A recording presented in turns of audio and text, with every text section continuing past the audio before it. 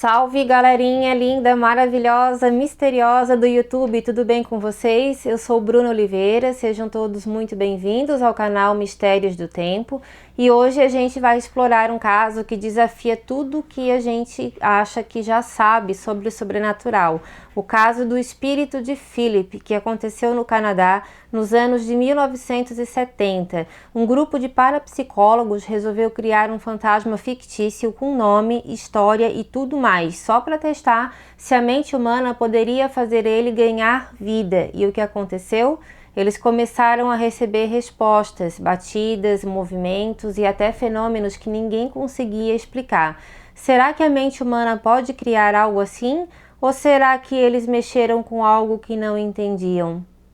Preparem-se porque essa história é de arrepiar. Vamos embora pro vídeo. Vlad, solta a vinheta.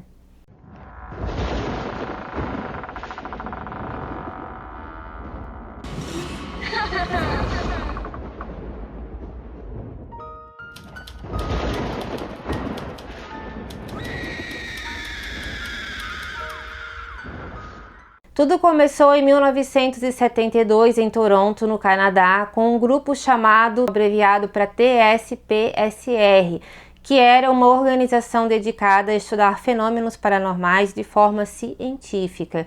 O grupo foi fundado por Albert George Manning e sua esposa Iris Owen, dois pesquisadores que queriam entender melhor o que estava por trás de histórias de fantasmas e poltergeists.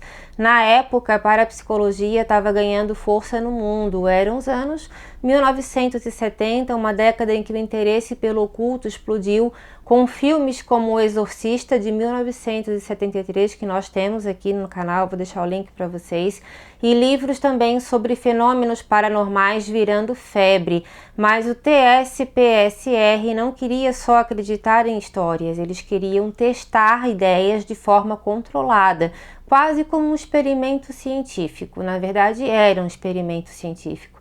A ideia desse experimento veio de uma teoria que estava sendo discutida na parapsicologia. Será que os fenômenos paranormais, como mesas girantes ou barulhos de fantasmas, podiam ser causados pela mente humana e não por espíritos de verdade?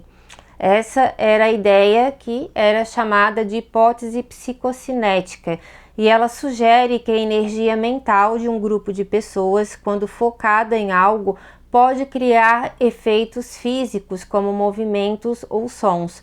Para testar isso, esse grupo resolveu fazer algo bem ousado: criar um fantasma fictício com uma história inventada e tentar fazer contato com ele como se ele fosse real. Se eles conseguissem respostas, isso poderia provar que a mente humana tem sim um poder que a gente ainda não entende.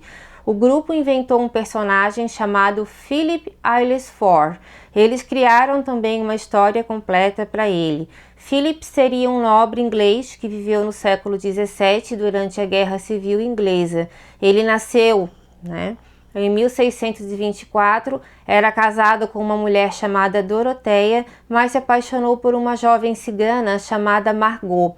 Só que Doroteia, cheia de ciúmes, acusou Margot de bruxaria e ela acabou sendo queimada na fogueira. Philip, devastado pela culpa, se jogou de uma das torres de sua mansão, Dinnington Hall, e morreu em 1654 com apenas 30 anos de idade. Tudo isso, gente, era ficção. O TSPSR até inventou detalhes como o nome da mansão e a data exata da morte de Philip para deixar a história mais realista. Eles até desenharam um retrato de Philip, imaginando ele como um homem de cabelo castanho e olhos tristes, com roupas típicas de época. O grupo que participou do experimento era um grupo pequeno, com 8 pessoas, incluindo Iris Owen e seu marido, além de outros membros também do TSPSR, como Sidney Corey e Margaret Sparrow. Eles se reuniam uma vez por semana, sempre no mesmo lugar, uma sala simples em Toronto, com uma mesa de madeira no centro, algumas cadeiras e um gravador para registrar tudo. No começo, eles só se sentavam ao redor da mesa, seguravam as mãos e tentavam chamar Philip, imaginando ele com o máximo de detalhes possível. Eles faziam perguntas eles pediam sinais e tentavam também criar uma energia coletiva, como se realmente acreditassem que Philip existia. Mas por quase um ano, nada aconteceu, as sessões eram silenciosas e o grupo começou a achar que o experimento ia falhar. Tudo mudou em 1973, depois de quase um ano de tentativas. O grupo decidiu mudar a abordagem. Em vez de só meditar e imaginar Philip, eles começaram a usar técnicas mais tradicionais de sessões espíritas, como as mesas girantes, que eram muito populares no século XIX. Eles se sentavam ao redor da mesa, colocavam as mãos sobre ela e faziam perguntas para Philip, pedindo que ele respondesse com batidas, uma batida para sim e duas para não, e foi aí que as coisas começaram a ficar estranhas. Numa dessas sessões, o grupo perguntou: Philip, você está aqui com a gente? E de repente eles ouviram uma batida clara na mesa, uma batida alta, que fez todo mundo se olhar com muito espanto. Eles perguntaram de novo e veio outra batida. O grupo ficou animado e começou a fazer mais perguntas e Philip respondia com batidas que seguiam o código que eles tinham combinado. Eles perguntaram coisas sobre a história que tinham inventado. Philip, você realmente amava Margot? Uma batida, sim. Doroteia foi cruel com você? Uma batida, sim. As respostas eram sempre consistentes com a história fictícia que eles tinham criado, o que deixava o experimento ainda mais intrigante. Com o tempo, os fenômenos começaram a ficar mais impressionantes. A mesa não só fazia barulhos, mas também começou a se mexer sozinha. Em algumas sessões, ela deslizava pelo chão como se estivesse sendo empurrada, mesmo com todo mundo só encostando as mãos de leve. Um dos momentos mais chocantes aconteceu em 1974, quando a mesa se levantou do chão, ficando suspensa por alguns segundos antes de cair de volta. Tudo isso foi gravado em vídeo e as imagens do experimento ainda existem até hoje, mostrando a mesa se movendo de forma que não parecia ter explicação. Os pesquisadores também notaram que Philip parecia ter uma personalidade. Ele respondia as perguntas com humor, às vezes até brincando com o grupo. Por exemplo, se alguém fazia uma pergunta boba, a mesa dava batidas que pareciam uma risada. Em uma sessão, eles perguntaram se Philip gostava de cantar e a mesa bateu sim. Então o grupo começou a cantar músicas da época dele e a mesa acompanhava o ritmo com batidas como se Philip estivesse participando ativamente. Mas o mais estranho é que Philip só respondia as perguntas que estavam dentro da história que o grupo tinha inventado.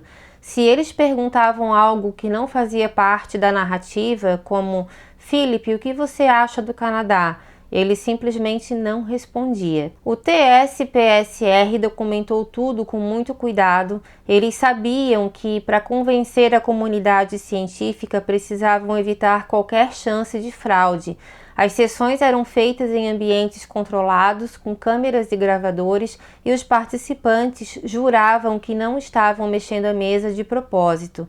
Eles até chamaram pessoas de fora para assistir às sessões e essas testemunhas, incluindo jornalistas e outros pesquisadores, confirmaram que os fenômenos eram reais e não pareciam ter explicação. Em 1974, o experimento foi até mostrado na TV num programa da CBC, a emissora pública do Canadá, e o vídeo da mesa se mexendo impressionou muita gente na época, até mesmo os mais céticos. O caso do espírito de Philip gerou um debate enorme entre parapsicólogos, cientistas e céticos.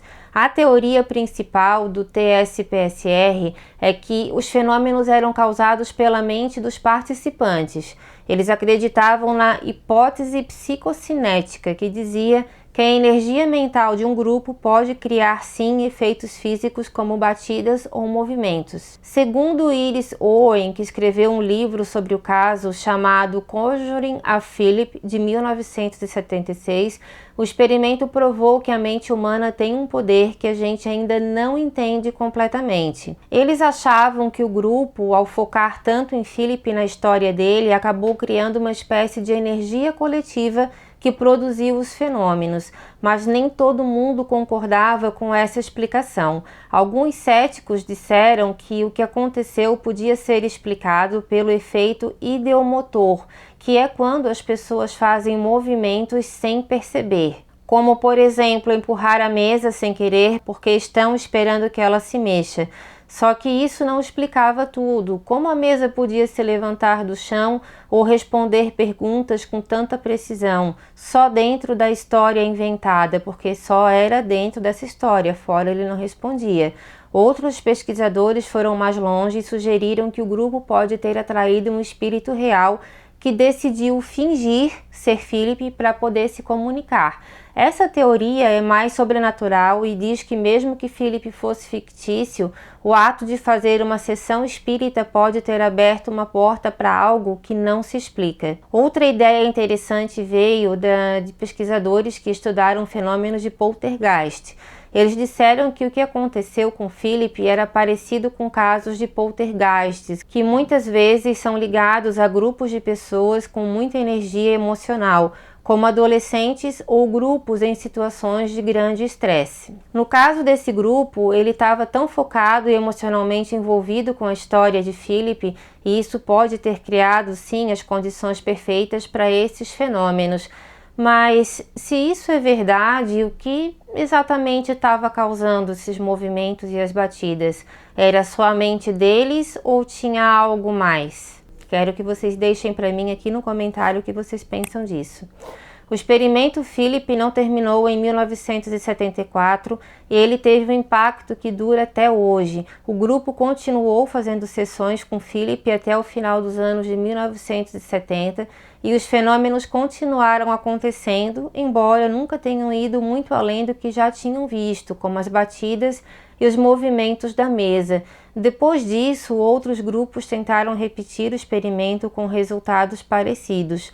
Um dos mais conhecidos foi o experimento Skype, feito na Austrália nos anos 1980, onde um grupo criou uma personagem fictícia chamada Skype Cartman, na verdade, uma garota australiana dos anos 1960, e também começaram a receber respostas com batidas e movimentos, como o caso do Philip. O caso também inspirou a parapsicologia a olhar mais de perto para o papel da mente humana em fenômenos paranormais. Muitos pesquisadores começaram a estudar a ideia de tulpa, um conceito que vem do budismo tibetano e diz que a mente pode criar entidades que parecem reais, quase como uma projeção da nossa imaginação. Na cultura pop, o experimento de Philip apareceu em livros e documentários. O livro de Iris Owen e Margaret Sparrow, Conjuring a Philip, é até hoje uma referência para quem estuda parapsicologia. E em 1975, o experimento virou tema de um filme chamado The Philip Experiment, que recriava as sessões e mostrava os fenômenos para o público. Até hoje, em 2025, o caso do espírito de Philip é discutido por quem estuda o paranormal. Alguns acreditam que ele prova que a mente humana tem poderes que a ciência ainda não entende, enquanto outros acham que pode ser uma porta para algo mais sobrenatural. O TSPSR nunca conseguiu repetir os fenômenos com a mesma intensidade depois que o grupo original se separou, o que levanta ainda mais perguntas. Será que Philip só existia por causa daquele grupo específico? Ou será que ele ainda está por aí esperando alguém chamar por ele de novo? Então, gente, essa história ela é muito diferente de tudo aquilo que a gente já apresentou aqui no canal.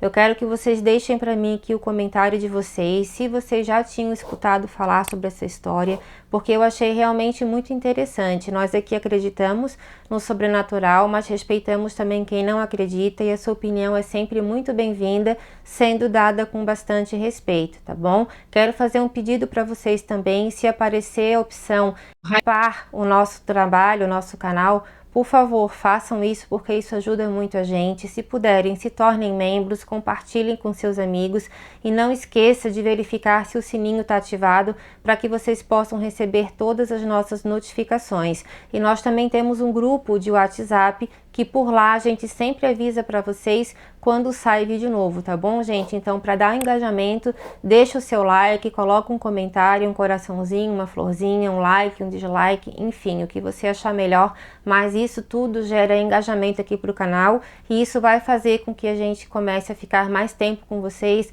durante a semana. Nós temos também um outro canal, para quem não sabe, chamado Castelos do Tempo. Lá tem vídeos que nós colocamos aqui, mas também tem vídeos que não estão, tá bom? Um beijo bem grande para cada um de vocês e até a próxima história. Tchau, tchau! Obrigado!